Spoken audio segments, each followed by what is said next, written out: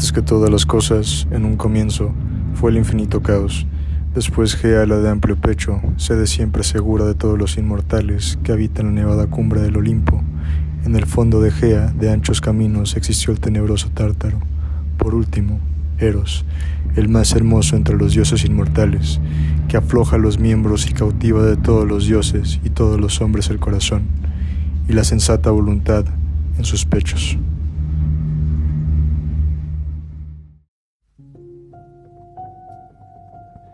En primera instancia, para entender el origen de los mitos, habría que entender a Hesíodo, autor de la Teogonia. Este poema de aproximadamente 1000 versos pretende dar explicación del origen del mundo y del cosmos. En él se representan hermosos cánticos, los cuales manifiestan cómo del desorden, del caos, se da paso al orden. Podemos examinar cómo se da origen al mundo desde Gea, la cual representa la tierra, y el Tártaro, el cual representa el inframundo. Podemos observar también cómo ya desde el principio se engendra la idea del deseo desde Eros, y cómo éste pasa a formar parte de los dioses primigenios, promoviendo ya desde un principio la idea de procreación. Esta pasa a formar parte fundamental en el nacimiento de los futuros dioses.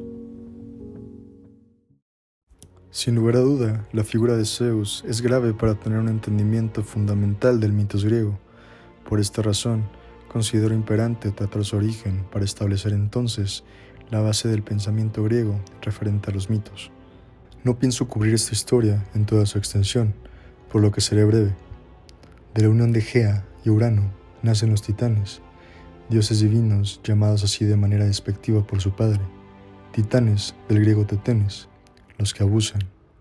Por miedo o pura crueldad, Urano termina por desterrar a los titanes al vientre de su madre, lo cual termina por provocar un terrible malestar a la diosa primigenia, Gea. Cansada ya de dichos tratos, Gea idea un plan para derrocar al soberano, Urano.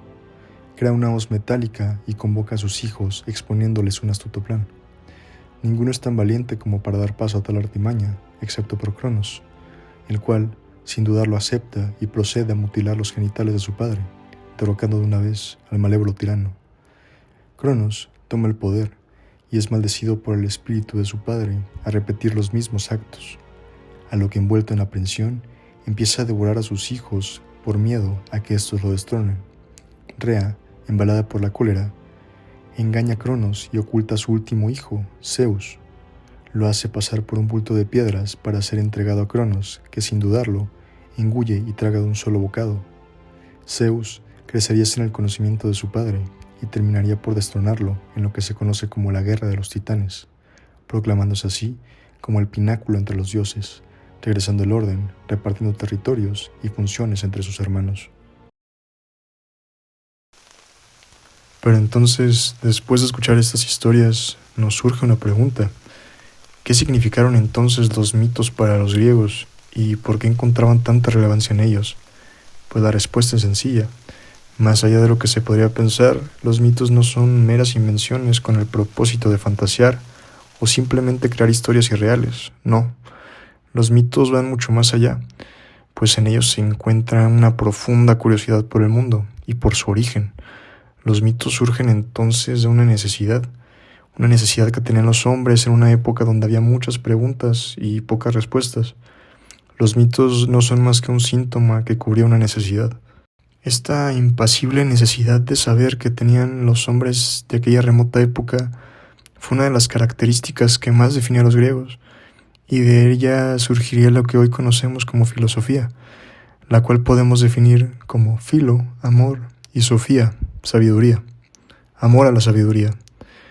Pero era una sabiduría que después de pasar de los mitos a la razón, quedaría a la merced ahora de los hombres, en vez de los dioses. Esto haría surgir una nueva responsabilidad, la cual pondría al hombre como la medida de todas las cosas.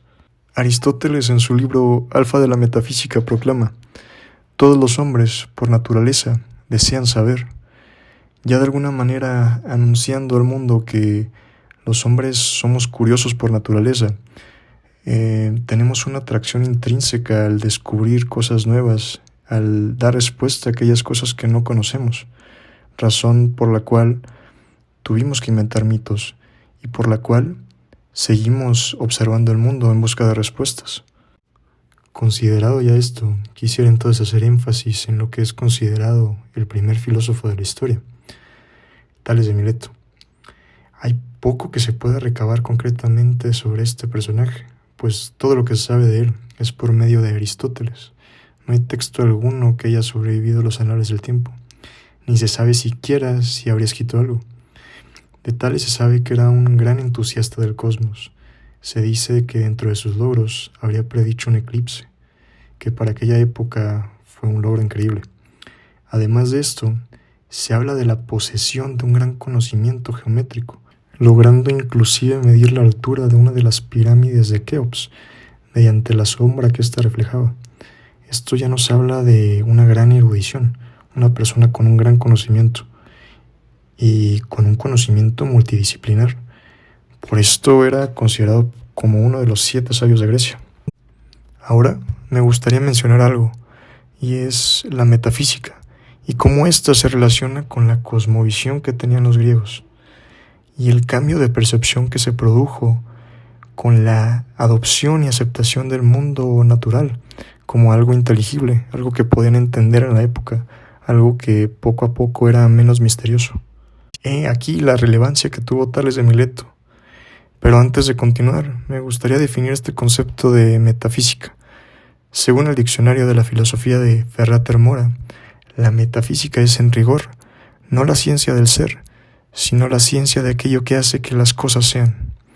Esto significa que la metafísica busca enfocarse en la esencia misma de las cosas, aquello que las compone y que las hace ser. Esto adquiere un significado algo distinto para cada filósofo, que se propuso dar una explicación sobre esta substancia fundamental. Para Tales, este principio de todas las cosas era el agua, y este no se refería solo al líquido que corría por ríos y mares, sino que para este el agua era el principio elemental del cual surgían y estaban hechas todas las cosas. Cabe aquí recalcar esa diferencia. Esta visión del mundo que tenía Tales serviría de inspiración para otros filósofos, los cuales seguirían sus pasos y decidirían observar el mundo en búsqueda de esta substancia que define al mundo. Por ejemplo, Anaxímenes, a diferencia de Tales, pensaba que esa sustancia fundamental era el viento. Heráclito, por el contrario, pensaba que era el fuego. Y como podemos apreciar, todos ellos se basan en principios naturales. Estos principios naturales heredados por Tales. Esto se volvió una tendencia para los presocráticos, los cuales sobre todo se basaban en la observación para entender el mundo. Me limito a mencionar solo estos ejemplos, pero hay muchos más. Ahora bien, esta visión definiría una época y cambiaría para siempre la visión que tenemos de la realidad y de cómo la estudiamos. El paso del mitos a logos fue un gran logro y hasta la fecha seguimos asombrándonos con los nuevos conocimientos que descubrimos a través de este método. Los dioses fueron fundamentales para explicar el mundo en un principio, y sin ellos hubiera sido imposible dar el paso a esta nueva forma. Pero como dijo Nietzsche, Dios ha muerto, y ahora nos toca a nosotros hacernos responsables por nuestra realidad. Muchas gracias.